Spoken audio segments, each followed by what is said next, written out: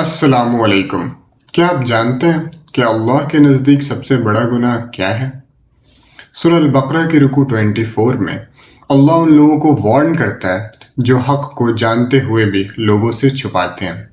یہ رکوع ہر پڑھے لکھے انسان کے لیے ایک گہری نصیحت ہے۔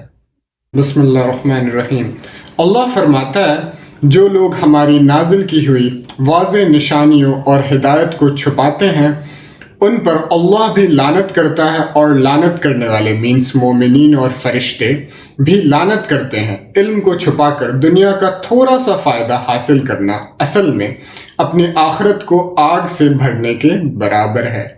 لیکن اللہ تعالیٰ غفور الرحیم ہے۔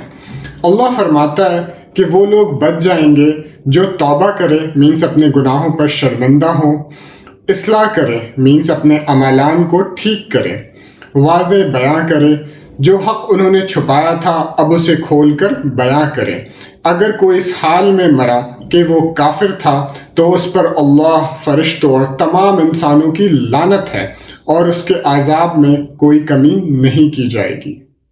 اس رکوع کا سبق یہ ہے کہ علم ایک امانت ہے۔ اگر آپ کو کوئی صحیح بات پتہ ہے تو اسے حکمت کے ساتھ دوسروں تک پہنچائیں۔ لیسن: گناہ ہو جانا بری بات ہے، مگر گناہ پہ ڈٹے رہنا ہلاکت ہے۔ توبہ کا دروازہ ہمیشہ کھلا ہے، بس شرط یہ ہے کہ ہم اپنی اصلاح مینس امپروومنٹ کریں۔